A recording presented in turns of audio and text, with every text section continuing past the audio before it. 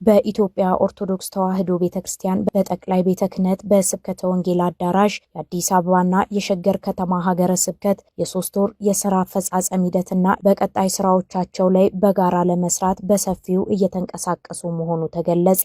በውይይት መርሃ ግብሩ ላይ የመምሪያው ኃላፊዎችና የክፍላተ ከተማው የስብከተ ወንጌል ክፍል ኃላፊዎችና ሰባኪያነ ወንጌል የተገኙ ሲሆን መምሪያው የወንጌልን ክብር አስጠብቆ በመስራት ላይ ሰፊውን ጊዜ ሰጥቶ እየሰራ መሆኑን የመምሪያው ዋና ጸሐፊ መምህር ሽፈራው እንደሻው ገልጸዋል። መምሪያው በ1984 እና ቆይቶም ደግሞ 1988 ለሁሉም መምሪያዎች የተዘጋጀ አንድ የጠቅላይ ቤተ ክህነት ደንብ አለ።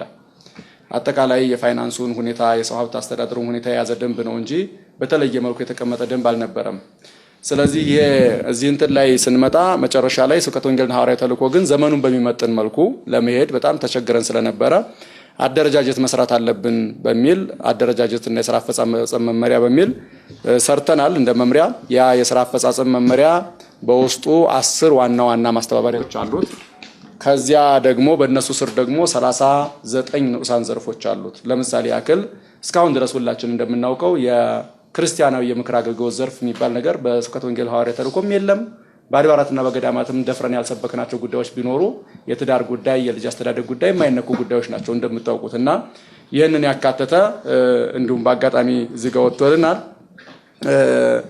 ሚዲያና ህትመት ዋና ማስተባበሪያ ዘርፍ፣ የመረጃና ትንተና ዋና ማስተባበሪያ ዘርፍ፣ ድጋፍ አሰባሳቢ ዋና ማስተባበሪያ ዘርፍ፣ የሐዋርያዊ ተልእኮ እና ኢአማንያን ዋና ማስተባበሪያ ዘርፍ፣ የስምሪትና ክትትል ዘርፍ ዋና ማስተባበሪያ፣ እንዲሁም ደግሞ በስሩ ክርስቲያናዊ የምክር አገልግሎት ዘርፍ፣ ጥናትና ምርምር ዘርፍ ዋና ማስተባበሪያ፣ የቋንቋዎች ዘርፍ ዋና ማስተባበሪያ፣ እቅድና ሪፖርት ዘርፍ ዋና ማስተባበሪያና የአጫጭር ስልጠናዎች ዘርፍ ዋና ማስተባበሪያ በሚል ዋና 10 ዋና ማስተባበሪያዎችን አቋቁመናል። ስብከተ ወንጌልና ሐዋርያዊ ተልእኮ በቀጣይ ምን መምሰል አለበት የሚለውን የሥራ አፈጻጸም ሙሉ ለሙሉ ዘመኑን በሚዋጅ መልኩ የሰራንበት ስለሆነ ደግሞም ትላልቅ አደረጃጀቶችም ስለሰራንበት አንዱ ትልቅ ነው ብንገልጽላቸው ለወንድሞቻችን እነሱም በሀገረ ስብከት ይህን ጉዳይ ይዘውት ቢሄዱ ወደፊት ለምንሰራው ስራ እጅ ለእጅ ተያይዘን በደንብ መስራት እንችላለን ብለን ስላመን ነው እየገለጽን ያለ ነው።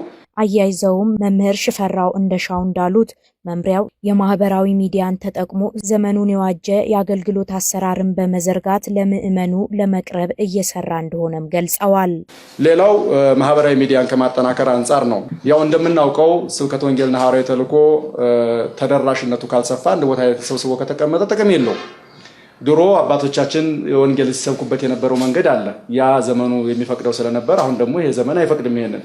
ይሄ ዘመን የሚፈልገው ደግሞ ዘመኑ ያመጣውን ቴክኖሎጂ መጠቀም ስለሆነ ማህበራዊ ሚዲያውን ለምን አንጠቀምበትም? ስንመጣ ምንም አይነት ማህበራዊ ሚዲያ አይጠቀምም። ኢቭን ኢፍ እሱ ብቻ ተታችሁት አንድ የጋራ ፔጅ እንኳን ቴሌግራም ፔጅ አልነበረውም ስንመጣ መምሪያውና ከዚያ ወጥተን መሟላት ያለባቸውን ለማህበራዊ ሚዲያ የሚጠቅሙ አፓራቶሶችን በማሟላት ነው የጀመርነው።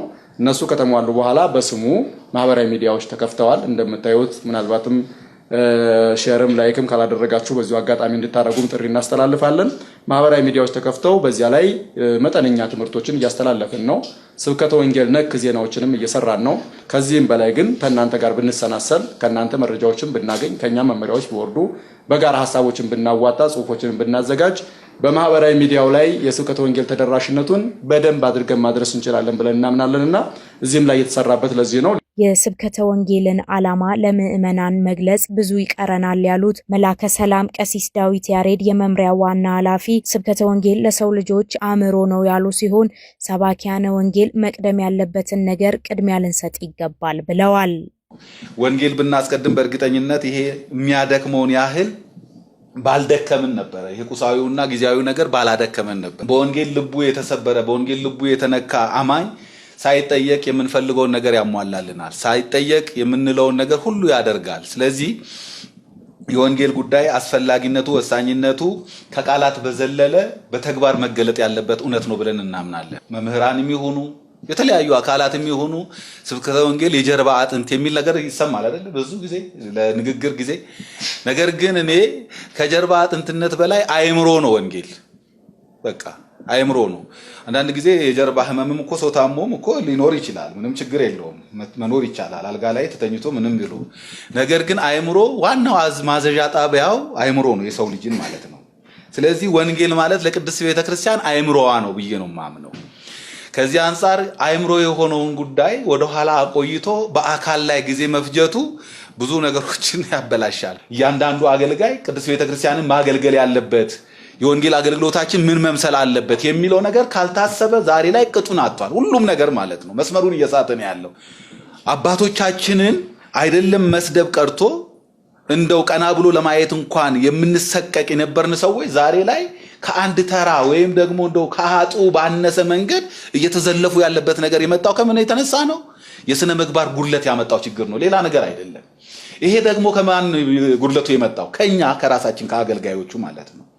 ይሄንን ሼፕ ከማድረግ ከማስተካከል አንፃር የግዴታ የሥነ ምግባር መርሆ ያስፈልገናል። በአጠቃላይ በዛሬው የውይይት መድረክ መምሪያው በስፋት ሊሰራባቸው ያቀዳቸውን ነጥቦች ይፋ ያደረገ ሲሆን ሚዲያ ክፍልን በማጠናከር ስልጠናዎችን በመስጠት ስምሪት ወይም ሐዋርያዊ ተልእኮን በማጠናከርና የ1% የገቢ ማሰባሰቢያን በተመለከተ ለስብከተ ወንጌል አገልግሎት ሊኖረው የሚገባውን ጥቅም ሰፋ ባለ መልኩ የጋራ ውይይታቸው ላይ አንስተዋል።